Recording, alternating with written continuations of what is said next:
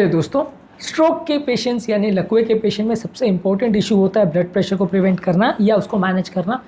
अक्सर जब किसी को लकवे का प्रॉब्लम होता है उसमें सबसे इंपॉर्टेंट रिस्क फैक्टर अगर कोई होता है तो वो ब्लड प्रेशर ही होता है। यदि इसे हम प्रॉपर तरह से मैनेज कर सके तो लकवे के दौरान का मैनेजमेंट और लकवे के बाद दोबारा प्रॉब्लम्स आने का रिस्क में काफ़ी सिग्निफिकेंट डिफरेंस देखा जा सकता है। तो इसलिए हाइपरटेंशन मैनेजमेंट स्ट्रोक मैनेजमेंट का सबसे इंपॉर्टेंट पार्ट माना जाता है। आज उन्हीं एस्पेक्ट्स को हम डिस्कस करेंगे। यूजली लकवे के दौरान ब्लड प्रेशर का कैसे मैनेजमेंट किया जाता है उसको हमने सेपरेट वीडियो में डिस्कस किया है। आज ओवरऑल हाइपरटेंशन मैनेजमेंट पर डिटेल ओवरव्यू करेंगे। टॉपिक पर जाने से पहले जो लोग हमारे चैनल पर नए हैं उन्हें रिक्वेस्ट करूँगा कि चैनल को सब्सक्राइब करें, वीडियोज़ को लाइक करें, शेयर करें, फॉलो करें, कमेंट करें पूरा दिन।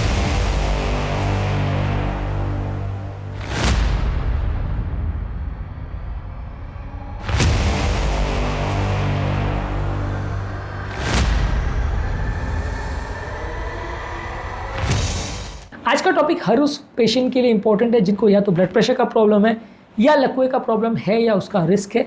ये उनको काफ़ी हद तक गाइड करेगा कि ब्लड प्रेशर लकवे के पेशेंट्स में कैसे मैनेज करता है। इसलिए टॉपिक बहुत ज़्यादा इंपॉर्टेंट है, इसे एंड तक देखिएगा। चलिए शुरू करते हैं इंपॉर्टेंट वीडियो।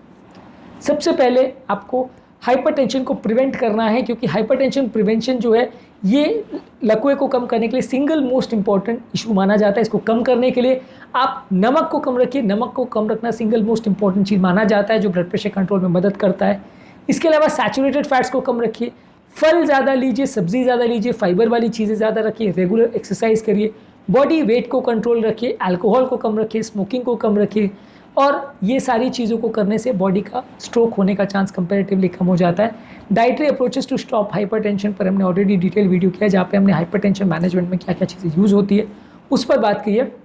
तो लकवे को अगर आपको प्रिवेंट करना है तो डाइटरी मॉडिफिकेशंस सारी आपको करने की आवश्यकता है। इनको डिटेल में हमने ऑलरेडी वीडियोज़ में डिस्कस किया है।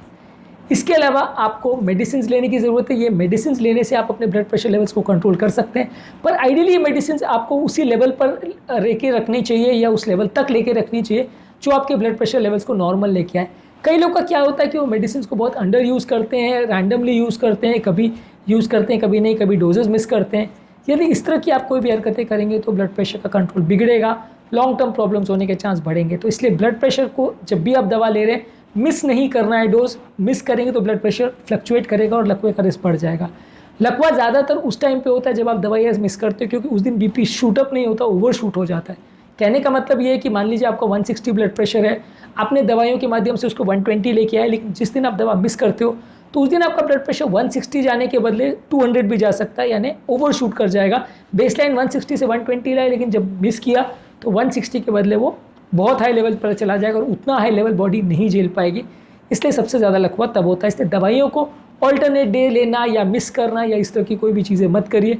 कभी ले रहे हैं, कभी नहीं ले रहे, कभी भूल गए, ये सारी चीज़ें करने से लकवे का रिस्क उल्टा कई गुना बढ़ जाता है। तो इसे बहुत ध्यान रखिए और दवाइयों को लेके एक normal blood pressure level maintain करिए।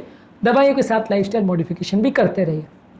अगला इंपॉर्टेंट चीज़ है ब्लड प्रेशर को रेगुलरली मॉनिटर करते रहिए। यदि आपको लकवा है या होने का चांस है तो ब्लड प्रेशर की कितनी आप दवा ले रहे हैं, वो कितनी इफेक्टिव है, आपका ब्लड प्रेशर सही कंट्रोल हो रहा है या नहीं, ये आपको प्रॉपरली मैनेज करना आवश्यक है। यदि आप इसको नहीं कर पाते हैं तो आपका ब्लड प्रेशर लेवल्स बिगड़ेगा और लकवा या तो ऑलरेडी हो चुका है या दोबारा होने का चांस हो जाएगा। तो इसलिए आपको ब्लड प्रेशर की मॉनिटरिंग करते रहना है। अब बात आती है कि लकवे के दौरान कैसे मैनेज किया जाए ब्लड प्रेशर को। लकवे के दौरान ओवरली अग्रेसिव ब्लड प्रेशर को कम करना सही नहीं होता। इसका कारण ये है कि लकवा जब होता है तो ब्रेन का एक तरह से प्रेशर थोड़ा अंदर का बढ़ जाता है और ब्रेन में नॉर्मली ब्लड ब्रेन बैरियर के थ्रू एक ग्रेडियंट होता है जिसके कारण से नलियों से ब्लड ब्रेन के अंदर आता है, यानी कि जो दीवार है उसके थ्रू एक प्रेशर ग्रेडियंट रहता है। जब इंटरनल प्रेशर ब्रेन का बढ़ जाता है तो बाहर का प्रेशर अगर कम होगा तो ब्रेन के अंदर ब्लड सप्लाई और कॉम्प्रोमाइज़ हो जाएगा और व्यक्ति और बिगड़ जाएगा उसका लकवा। तो वैसे केसेस में आप ब्लड प्रेशर को थोड़ा हायर साइड पे मेंटेन करने की कोशिश करते हो, क्योंकि दवाइयों के माध्यम से भी आपको ब्लड प्रेशर बहुत कम नहीं करना है। बॉडी खुद ये ब्लड प्रेशर को बढ़ा रही है ताकि वो परफ्यूजन ग्रेडियंट मेंटेन रहे और ब्रेन में ब्लड आता रहे। ब्लड अगर कम हो जाएगा ब्रेन का तो बाकी हिस्सों में भी लकवा हो जाएगा। तो ये ब्लड प्रेशर का जो ग्रेडियंट बॉडी बढ़ा रही है उसको आपको कम बहुत जल्दी नहीं करना है। अगर करना भी है तो बहुत स्लोली करना है ताकि ब्रेन को एडजस्ट करने का टाइम मिल जाए।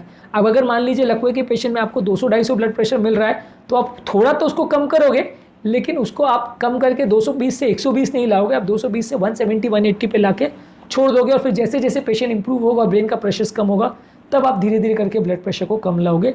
उसमें आप 160-170 के आसपास ही ब्लड प्रेशर थोड़ा मेंटेन करने की कोशिश करते हो। कारण इसका ये है कि ब्रेन का परफ्यूजन प्रेशर कॉम्प्रोमाइज़ हो जाएगा। इसके और क्या डिटेल्स है और एक्यूट स्ट्रोक में ब्लड प्रेशर को कैसे मैनेज करते हैं उस पर एक सेपरेट वीडियो हमने किया, जो कि आप हमारे चैनल पर देख सकते हैं। इसके अलावा अब बात आती है सेकेंडरी स्ट्रोक प्रिवेंशन का। यदि एक बार किसी को लकवा हो गया तो उसको लाइफ टाइम रेगुलर दवा लेते रहना पड़ेगा, रेगुलर ब्लड चेकअप करता रहना पड़ेगा, blood pressure proper monitoring life time वो मेंटेन करेगा तो दोबारा लकवा होने का चांस कम रहेगा। बाकी चीज़ों से या बाकी लाइफस्टाइल मॉडिफिकेशन करने से जितना फ़ायदा होता है उस सब के कंपैरिजन में बीपी कंट्रोल सबसे इंपॉर्टेंट चीज़ माना जाता है लकवे के पेशेंट में। जिस तरह से हार्ट के पेशेंट में कोलेस्ट्रॉल कंट्रोल सबसे ज़्यादा इंपॉर्टेंट रिस्क फैक्टर माना जाता है, वैसे ही स्ट्रोक के पेशेंट में ब्लड प्रेशर को सबसे इंपॉर्टेंट रिस्क फैक्टर माना जाता है।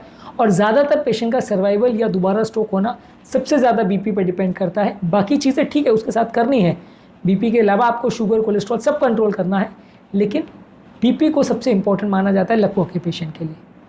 इसके अलावा ओवरऑल मल्टी डिसिप्लिनरी अप्रोच होना चाहिए जिसमें आप ब्लड प्रेशर को मैनेजमेंट, हार्ट का मैनेजमेंट, किडनी का मैनेजमेंट, स्ट्रोक का मैनेजमेंट सारा चीज़ को एक साथ कर सके ताकि सारे डॉक्टर्स का पेशेंट को ओपिनियन मिल सके और उनके ट्रीटमेंट का पेशेंट को फ़ायदा मिल सके। और लास्ट में ज़रूरी है पेशेंट को प्रॉपरली एजुकेट करना कि दवाइयाँ उसके लिए क्यों ज़रूरी है, कितने डोज पे लेना है, दवाओं के साइड इफ़ेक्ट्स क्या है, मॉडिफिकेशन क्या है, कौन कौन सी बातों का ध्यान रखने की ज़रूरत है, फॉलोअप के क्या इंपॉर्टेंस है, लकवे के मैनेजमेंट में और क्या चीज़ों का इंपॉर्टेंस है।